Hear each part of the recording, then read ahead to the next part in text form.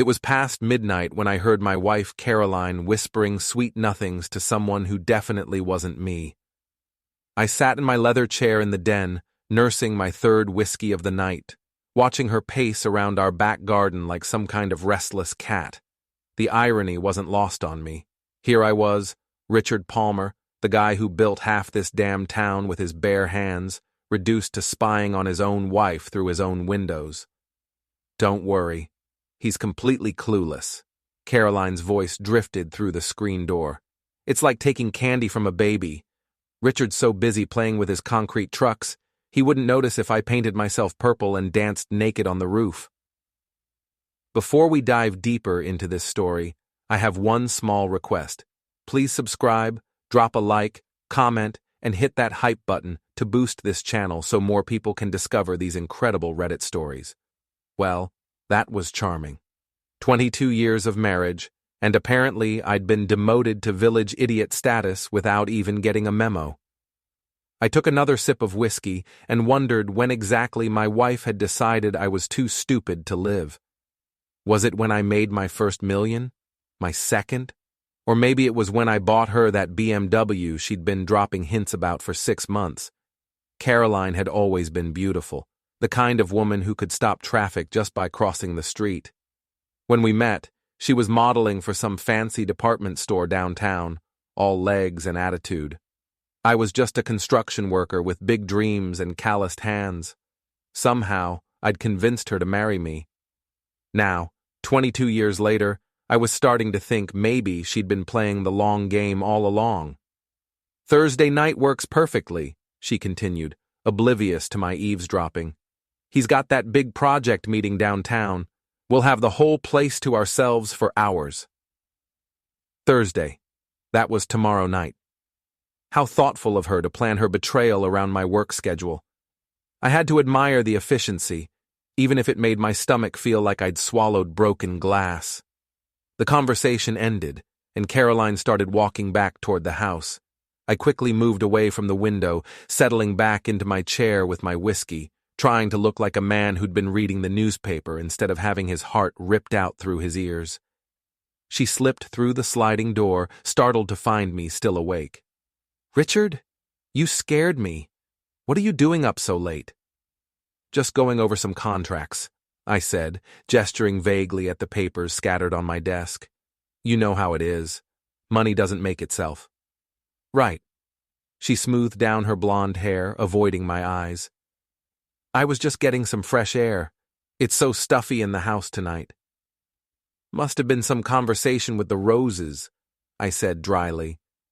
"They seemed very interested in what you had to say." Caroline's face went pale for just a second before she recovered. "I was on the phone with Mindy. You know how she talks for hours about nothing." Mindy. Her best friend and fellow professional gossip. If Caroline was cheating, Mindy definitely knew about it. Probably helped plan the whole thing, knowing that woman. "Well, I'm heading to bed," Caroline announced, already moving toward the stairs. "Don't stay up too much longer." "Wouldn't dream of it," I replied, watching her retreat. She moved like someone who had secrets to keep, all quick steps and nervous energy. After she disappeared upstairs, I sat in the quiet darkness of my den, thinking, 22 years of marriage doesn't just evaporate overnight, but apparently it can be flushed down the drain with a phone call in the garden. The whiskey burned in my throat, but not nearly as much as the betrayal burned in my chest. Caroline had left her phone on the kitchen counter, a rookie mistake for someone planning a secret affair. I found it sitting there like a gift from the cheating gods, screen still lit up with notifications. The passcode was easy enough to guess. She'd always used our anniversary date, which now seemed either incredibly ironic or incredibly stupid. The text messages told a story I really didn't want to read, but couldn't stop myself from devouring. Luis Rivera, my driver, my employee, the guy I'd trusted to handle my personal transportation for the past 2 years. The same Luis who called me Mr. Palmer and Sir and acted like butter wouldn't melt in his mouth. "Can't wait to see you tomorrow night," read one message. "R will be at his meeting until late. We'll have plenty of time. Another. You're right about the guest house. Much more private than the main house. Smart thinking. Beautiful. The guest house. My guest house, on my property, that I'd built with my own 2 hands as a quiet retreat. They were using it as their personal love nest. The audacity was almost impressive. I scrolled through weeks of messages, each one a little knife twist in my gut. They'd been planning this for months, maybe longer.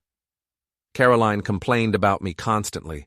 How boring I was, how predictable, how I never understood her needs. Luis played the role of sympathetic listener perfectly, gradually escalating from friendly ear to eager participant in my wife's midlife crisis. The worst part wasn't even the affair itself. It was the contempt. The casual way they discussed me like I was some kind of obstacle to work around instead of a human being. Caroline referred to me as the boss in their messages, like I was just another problem to be managed, rather than the man she'd promised to love and honor. I put the phone back exactly where I'd found it and returned to my den. The whiskey bottle was looking mighty appealing, but I needed to think clearly. This wasn't just about a cheating wife anymore. This was about respect, about dignity, about not letting 2 people who thought they were smarter than me turn me into the town's favorite joke. The next morning, Caroline was all sunshine and innocence, making coffee and humming some tune while she flitted around the kitchen. She'd always been a good actress, but now I could see the performance for what it was. Every smile was calculated, every casual touch designed to maintain the illusion of a happy marriage. "I'm going out with the girls tonight," she announced, not quite meeting my eyes. "Mindy's organizing some charity planning meeting. You know how these things go. Probably run late." "Of course," I said, buttering my toast with deliberate calm. "Charity work is so important, really helps the community." She shot me a quick look, trying to gauge whether there was sarcasm in my voice. There was, but 22 years of marriage had taught me how to hide it when necessary. "What about you? Still have that big meeting downtown?" "Wouldn't miss it," I replied. "Johnson Construction is bidding on the new municipal building project. Could be worth millions if we land it." Caroline nodded, already mentally elsewhere. Probably planning what lingerie to wear for Luis. The thought made my coffee taste like motor oil. After she left for her morning yoga class, another recent hobby that I was now viewing with deep suspicion, I called my secretary Ruth.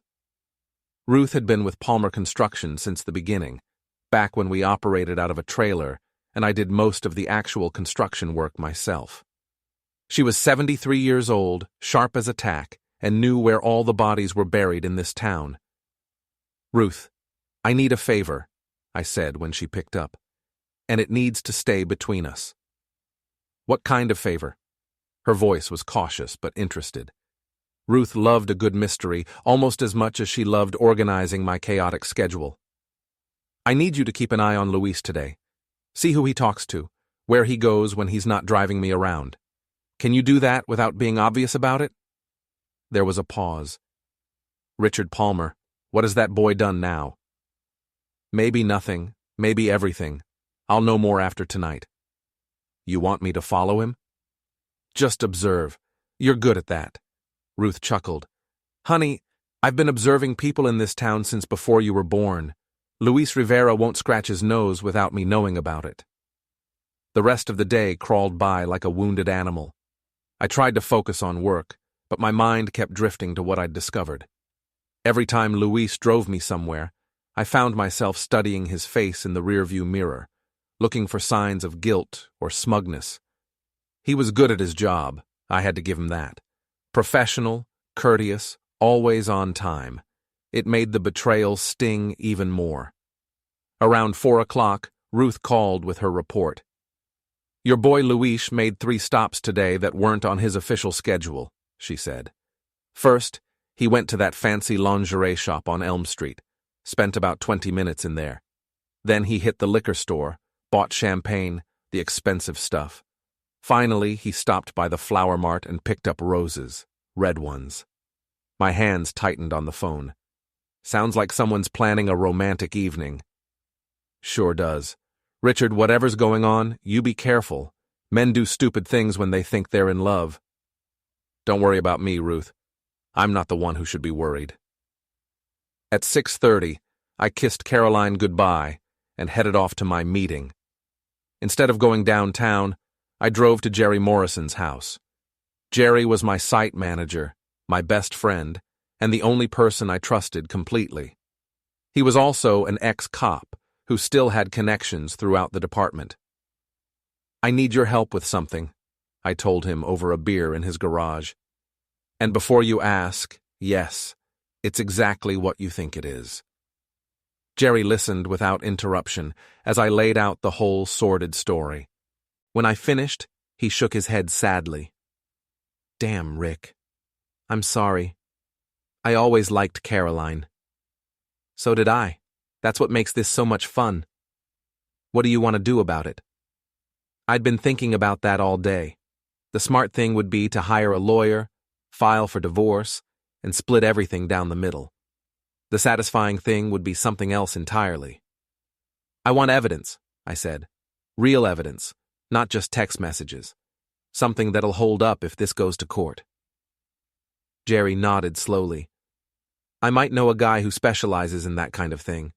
Discreet, professional, reasonable rates. Set it up. We spent the next hour planning my wife's downfall over beer and pretzels. It felt surreal, like we were planning a construction project instead of the end of my marriage. But that's how you survive something like this. You treat it like any other job that needs doing. The evidence came faster than I expected. Jerry's guy was good. So good that by Friday morning I had a manila envelope full of photographs that told the whole ugly story. Caroline and Luis in the guesthouse. Caroline and Luis at a motel across town. Caroline and Luis having lunch at a restaurant where they thought nobody would recognize them. The photos were clinical, professional, devastating. There was no room for doubt, no possibility of innocent explanation. My wife was cheating on me with my employee, and they'd been sloppy enough to get caught. But the pictures were just the beginning. Jerry's investigator had also uncovered something else. Financial irregularities in the company accounts.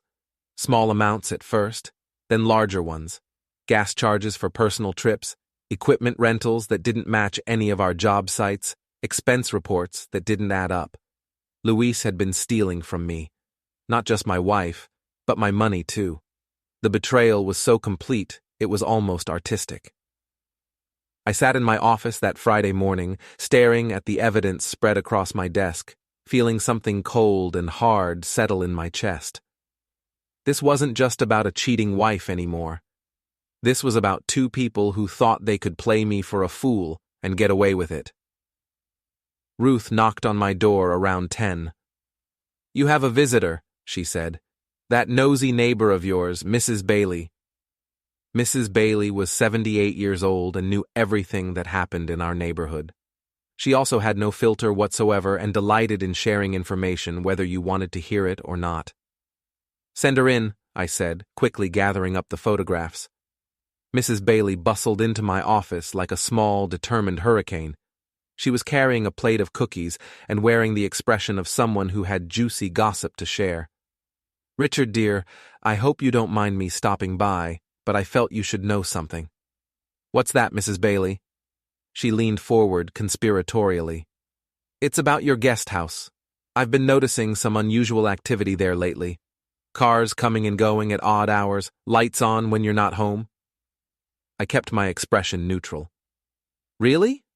What kind of cars? Well, that's the interesting part. One of them looks an awful lot like that car your driver fellow has. You know, the handsome young man with the dark hair? Luis. That's the one. Now, I don't like to pry into other people's business. That was the biggest lie Mrs. Bailey had told since she claimed her roses grew so well, because she talked to them nicely. But I thought you should know, in case someone's been using your property without permission. I appreciate you telling me, Mrs. Bailey.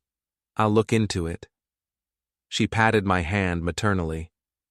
I'm sure there's a perfectly innocent explanation, but you can't be too careful these days. After she left, I called Luis and asked him to come to my office. He arrived 15 minutes later, looking as professional and composed as always.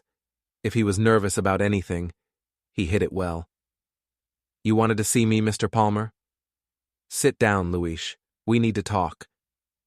He took the chair across from my desk, hands folded in his lap like a choir boy. "Is there a problem with my work?" "You tell me. Are you happy working here?" "Very happy, sir. You've been more than generous with the salary and benefits." "Good to hear, because I'd hate to think one of my employees was taking advantage of my generosity." Something flickered behind his eyes, but his expression remained unchanged. "I'm not sure what you mean." I opened my desk drawer and pulled out one of the financial reports Jerry's investigator had prepared. "These are your expense reports for the past 6 months. Interesting reading." Luis glanced at the papers but didn't reach for them. "I always submit my expenses according to company policy." "I'm sure you do. Tell me about this gas charge from last Tuesday. $43 at the Shell station on Maple Street. I filled up the car after driving you to the Morrison site. Funny thing about that, the Morrison site is on the north side of town. The Shell station on Maple Street is on the south side. In fact, it's right near that little motel where you've been spending so much time lately." Now Luis looked nervous. A thin sheen of sweat appeared on his forehead, and his hands clenched slightly in his lap. "I think there's been some kind of mistake." "The only mistake," I interrupted, "was thinking I'm too stupid to notice when someone's stealing from me." We stared at each other across my desk. Luis was younger, stronger, probably faster than me. But I'd been dealing with tough guys since I was 16 years old, and I could see he was already beaten. The guilt was written all over his face. "Mr. Palmer, I can explain." "I'm sure you can, but I don't want to hear it. You're fired. Clean out your locker and turn in your keys. You have 1 hour." Luis stood up slowly, his composure finally cracking. "You can't just fire me without cause. I have rights. You have the right to get the hell out of my building before I call the police and have you arrested for theft." That did it. Luis's face went white, and he stumbled toward the door like a man in a daze. I watched him go, feeling the first small spark of satisfaction I'd experienced since this whole nightmare began. But firing Luis was just the opening move. The real game was about to begin. That evening, I did something I hadn't done in months. I came home early and suggested Caroline and I go out to dinner. She seemed surprised but pleased, probably thinking her secret was still safe. We went to Marcello's, the upscale Italian place where Caroline liked to see and be seen. The food was overpriced and the portions were tiny, but the wine list was extensive and the atmosphere was perfect for what I had in mind. "You seem different tonight," Caroline said over her appetizer. "More relaxed." "I had a good day at work. Sometimes it's nice to just enjoy the simple things, you know?" She smiled and reached across the table to squeeze my hand. "I'm glad.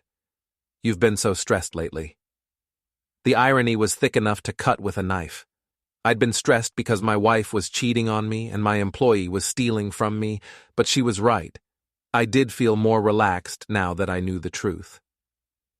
"By the way," I said casually, "I had to let Luis go today."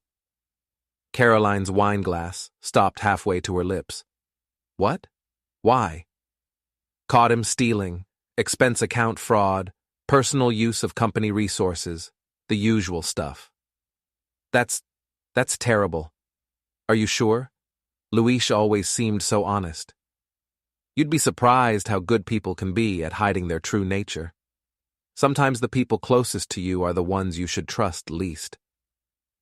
Caroline set down her wine glass with trembling fingers. "What will happen to him?" "That depends on whether he tries to find another job in this town. Word gets around fast in the construction business. Once you get a reputation for being a thief, it's hard to shake." We finished dinner in relative quiet, Caroline pushing her food around her plate without really eating. I, on the other hand, had rediscovered my appetite. The veal was excellent. The weekend passed in a strange sort of suspended animation. Caroline was jumpy, distracted, constantly checking her phone. She made several calls that she took in private, speaking in hushed, urgent tones. I pretended not to notice while mentally cataloging every suspicious behavior. On Sunday evening, she announced she was going to spend a few days at her mother's house upstate. "Mom's been feeling lonely since Dad died," she explained. "I thought I'd keep her company for a while." "That's thoughtful of you," I said. "How long will you be gone?" "Just a few days, maybe a week. I'll call you." I helped her pack, playing the role of concerned husband while she threw clothes into a suitcase with shaking hands. She was running scared, probably trying to figure out how much I knew and what her next move should be. After she left, I poured myself a whiskey and sat in my den, thinking. Caroline was gone, Luis was fired, and I had enough evidence to destroy both of them in divorce court. I could have declared victory and moved on with my life. But I wasn't feeling particularly merciful. Monday morning brought an unexpected visitor to my office. Mindy Hartwell, Caroline's best friend and partner in crime, swept through my door like she owned the place.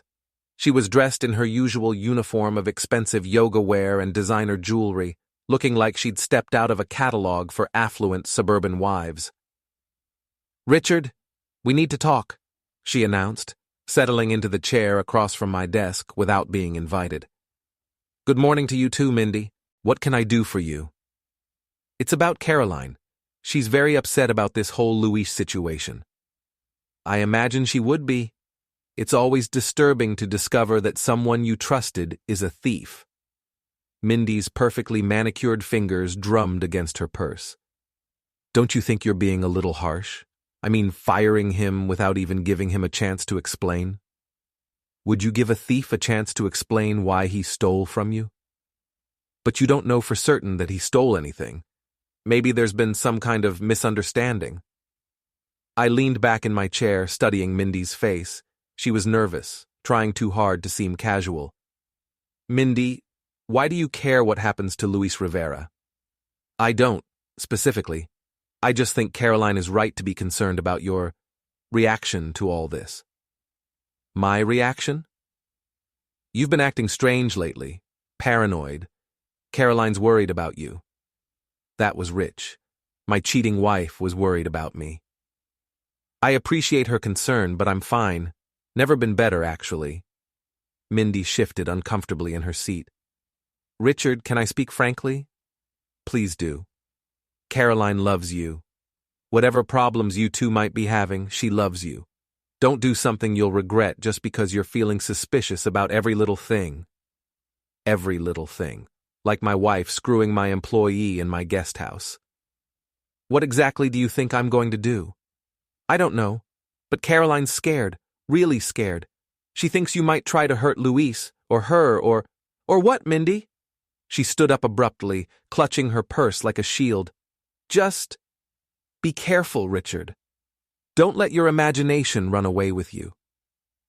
After she left, I sat there for a long moment, processing what had just happened. Caroline had sent her best friend to feel me out, to see how much I knew and what I planned to do about it. The fact that she was scared suggested she knew her secret was blown. Good. Let her be scared. Ruth buzzed me on the intercom. "Richard, there's a Detective Halloran here to see you. Says it's about Luis Rivera." This was unexpected. I told Ruth to send him in.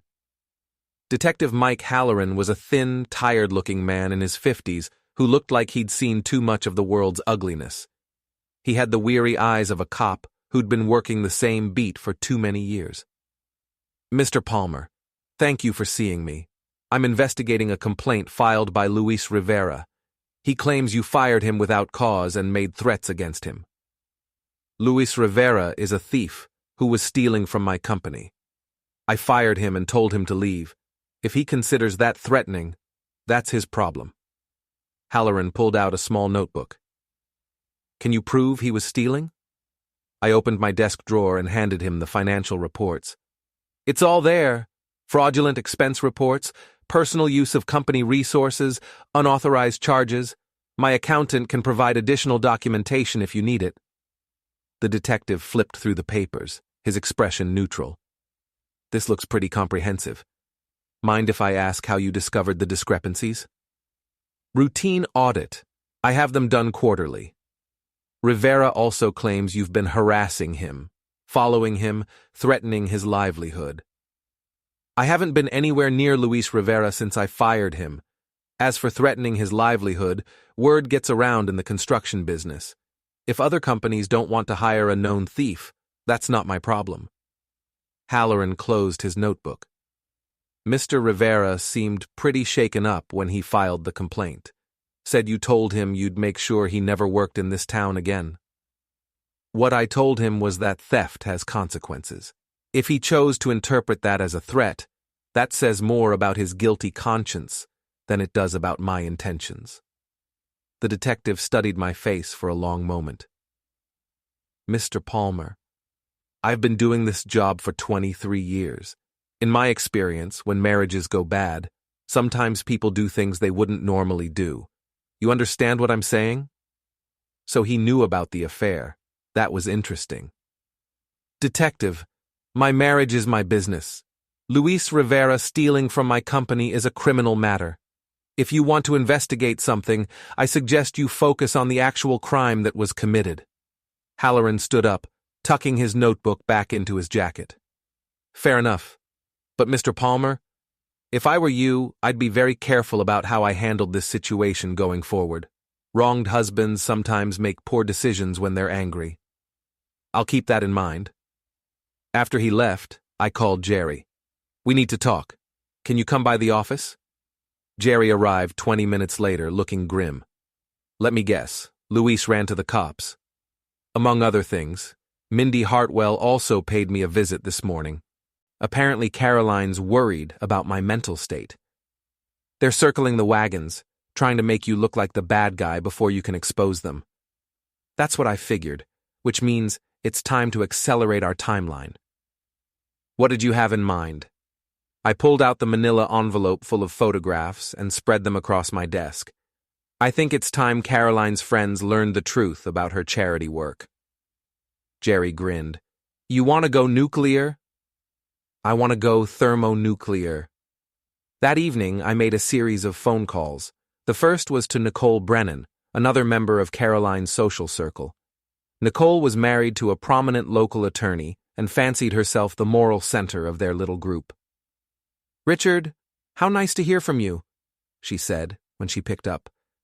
How are you holding up with Caroline away? Actually, Nicole, that's why I'm calling. I need to talk to someone about Caroline, and I thought you might be able to help. Of course. What's wrong?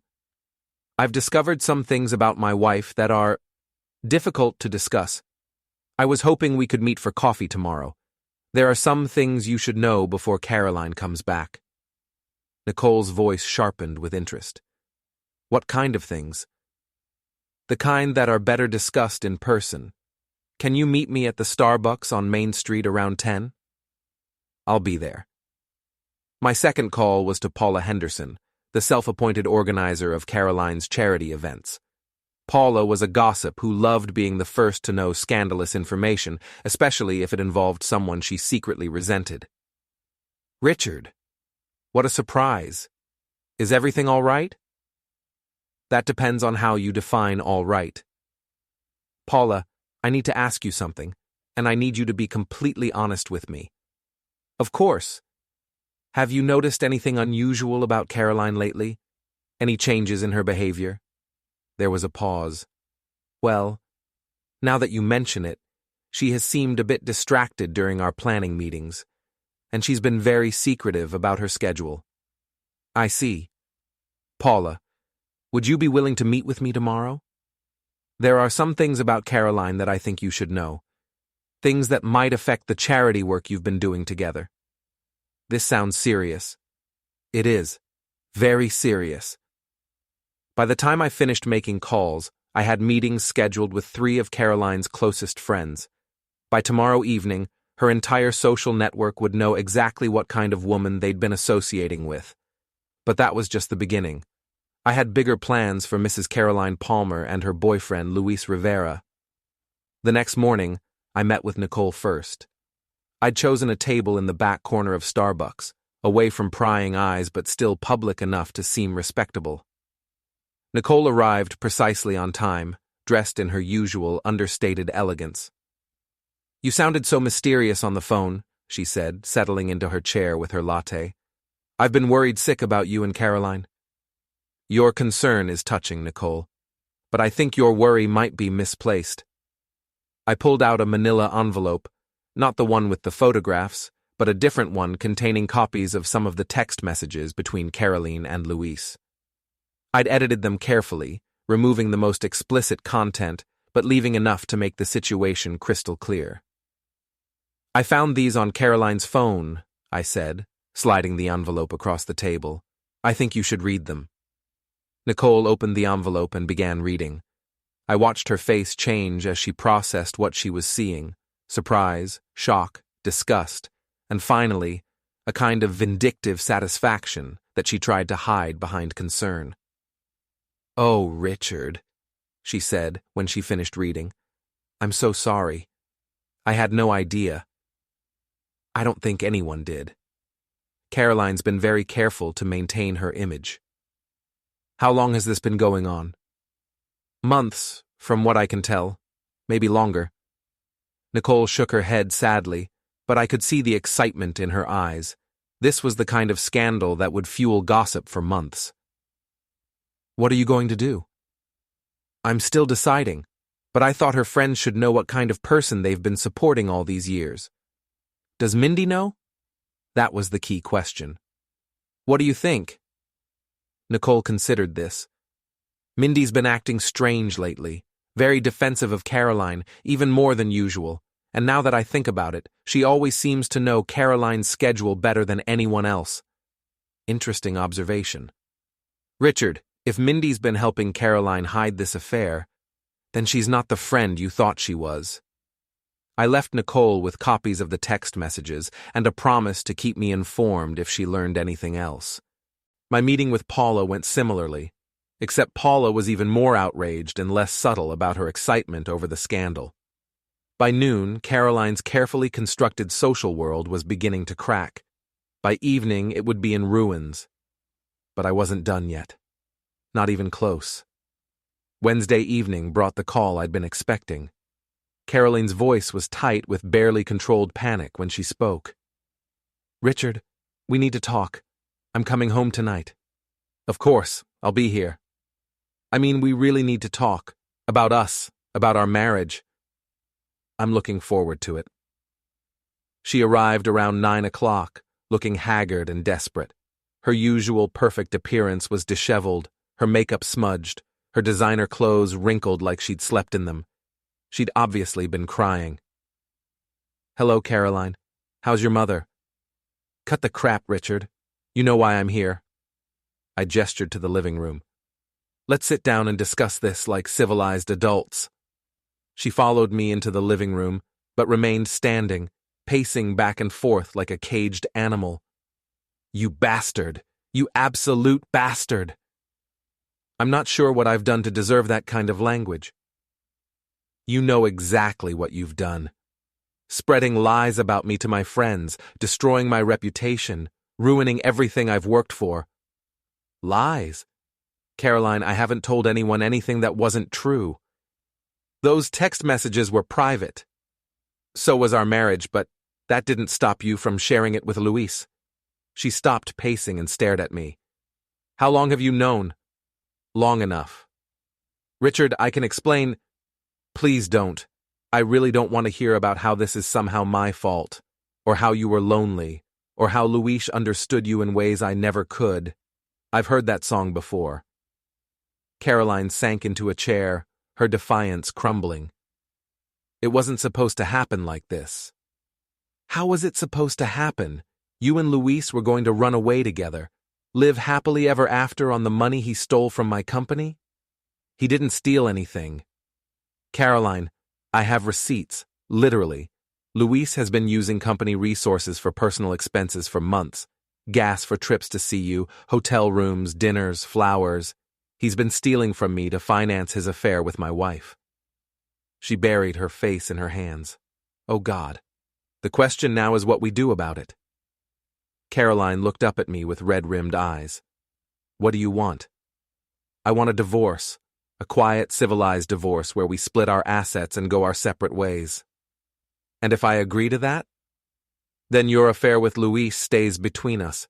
Your friends might suspect, but they won't have proof. You can move somewhere else, start over, rebuild your reputation. And if I don't agree? I smiled, but there was no warmth in it. Then I released the photographs.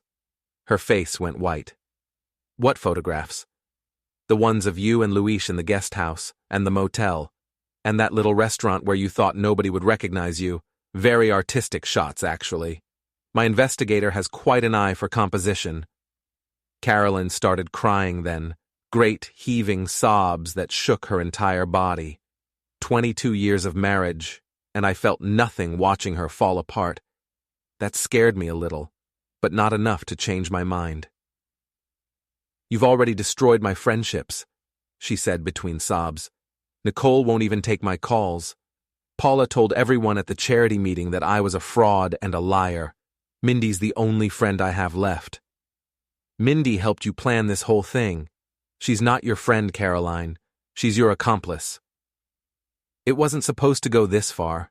I was just lonely, and Luis was there, and he made me feel young again. Save it for your therapist. Caroline wiped her eyes and looked at me with something approaching her old defiance. You're not innocent in this, Richard. You ignored me for years. All you cared about was work, making money, building your little empire.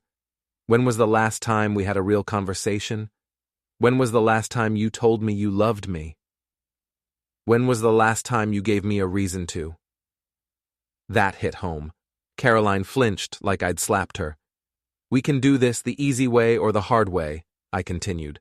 But either way, our marriage is over. The only question is how much of your dignity you want to preserve. She was quiet for a long moment, staring at her hands. What about Luis? What about him? Will you hurt him? I don't need to hurt him, Caroline. I've already destroyed his career in this town. He'll have to move somewhere else if he wants to work in construction again.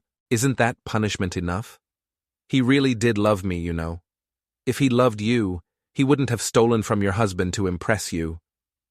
Caroline stood up slowly, looking older than her 39 years. I'll need time to find a place to live. Take all the time you need. I'll be staying in the guest house until you're settled.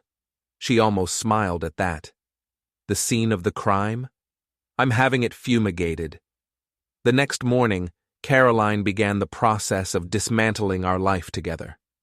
She called a lawyer, started looking at apartments, and began the grim task of dividing 22 years of shared possessions into his and hers piles. I threw myself into work, spending long hours at construction sites and in my office. The physical labor felt good, honest in a way that nothing else in my life had been lately. Jerry worked alongside me, providing steady companionship without asking too many questions. How are you holding up? He asked one afternoon as we supervised the pouring of a foundation for a new office building. Better than I expected, worse than I hoped. Any regrets? I thought about that. About the divorce? No. About the way I handled it? Maybe. I could have been more merciful. She didn't show you much mercy. No, she didn't, but I'm not her. Jerry nodded. For what it's worth, I think you did the right thing. Caroline and Luis made their choices. They just didn't like the consequences. That evening, I came home to find Caroline packing boxes in the living room. She'd been crying again, but she seemed calmer, more resigned to her fate. I found an apartment, she said without looking up. I can move in next weekend. Good. Do you need help with anything? I think you've helped enough. We worked in silence for a while, wrapping dishes and books in newspaper. It was strange, this domestic scene playing out against the backdrop of our destroyed marriage.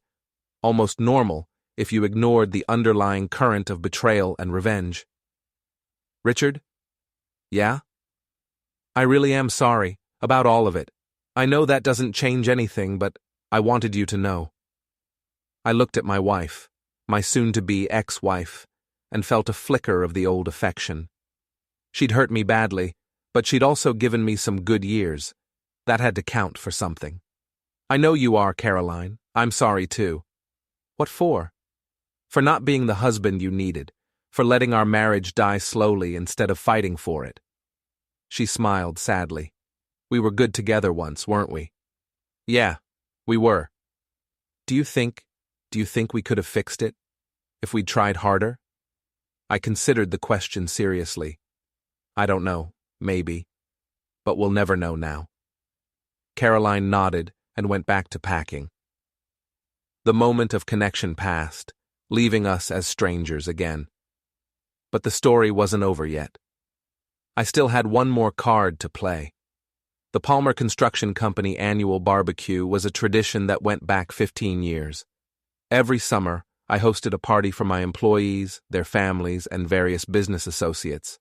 It was part celebration, part networking event, and part old-fashioned community gathering. This year's barbecue was scheduled for the Saturday after Caroline moved out.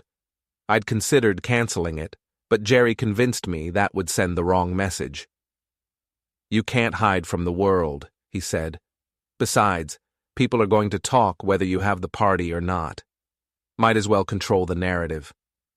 So the party went on as planned. I hired caterers, rented tables and chairs, and set up a bar in the backyard. The weather was perfect, sunny and warm with a gentle breeze. Under different circumstances, it would have been a wonderful day. Caroline had moved out that morning, taking her clothes, her jewelry, and about half of our furniture.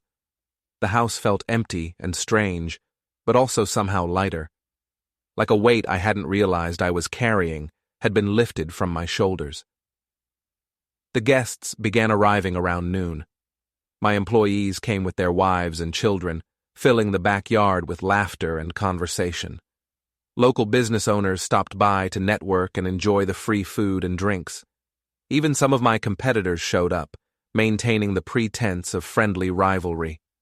I played the role of gracious host, moving through the crowd with a beer in my hand and a smile on my face. People were polite but curious, clearly wondering where Caroline was and whether the rumors they'd heard were true. I deflected their questions with practiced ease, neither confirming nor denying anything. Around 2 o'clock, I noticed a commotion near the front gate. Luis Rivera had arrived, looking nervous but determined. He was dressed in his best clothes and carrying himself like a man preparing for battle. Jerry appeared at my elbow. Want me to handle this? No, let him come. Luis made his way through the crowd, drawing stares and whispered comments. Word of his firing had spread quickly through the local construction community, along with rumors about why it had happened. He looked like a man walking through hostile territory, which wasn't far from the truth. He found me near the bar, standing with a group of subcontractors who immediately made excuses to leave when they saw him approaching. Mr. Palmer, Luis said, his voice steady despite the obvious tension. I need to talk to you. Luis, I'm surprised to see you here. I came to set the record straight. About what? About everything. About the money, about Caroline, about what really happened. The conversations around us began to die down as people realized something dramatic was about to unfold. I could feel dozens of pairs of eyes watching us, waiting to see what would happen next. I'm listening, I said. Luis took a deep breath. You're right about the expense reports. I did use company money for personal things, but it wasn't stealing. Caroline told me you knew about it, that you didn't mind as long as I was taking good care of her. That was a new twist. I had to admire Caroline's creativity, even as it confirmed my worst suspicions about her character. She told you I knew about your affair? She said you two had an arrangement, an understanding.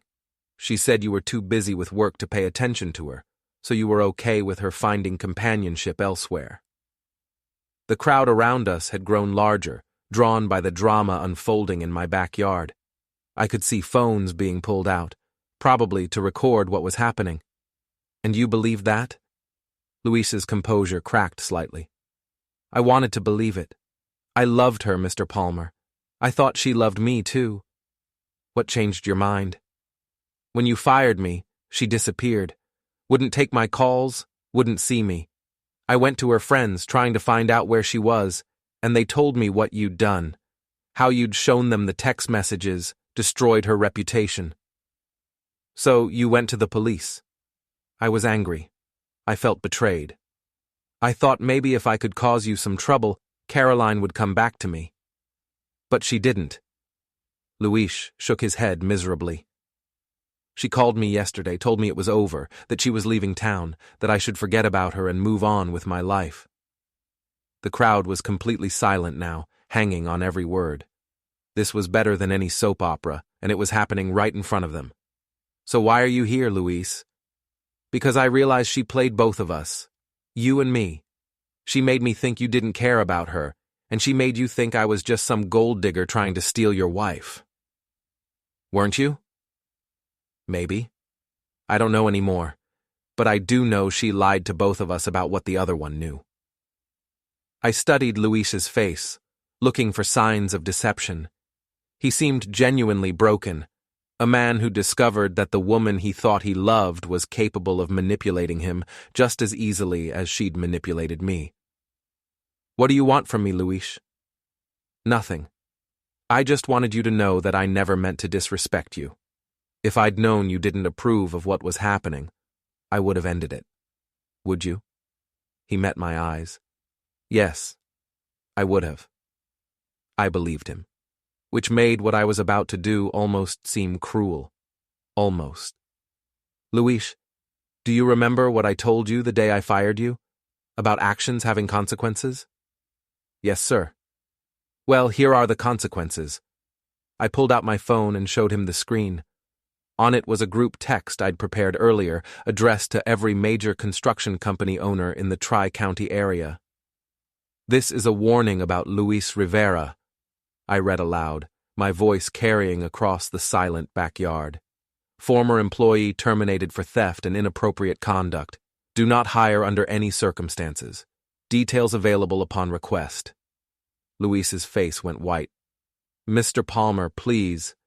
I haven't sent it yet, I continued. But I will, unless you do exactly what I tell you to do. What do you want? I want you to leave. Not just this party, not just this job, but this town. I want you to pack up your things and move somewhere else, somewhere far away, where nobody knows your name or your story. And if I do that, then this text never gets sent. You get a clean start, a fresh beginning. But if I ever see you in this town again, if I ever hear that you're working for one of my competitors, if you ever try to contact Caroline or cause any more trouble for me, then every construction company from here to Boston will know exactly what kind of man you are. Luis stood there for a long moment, absorbing the full weight of what I was offering him.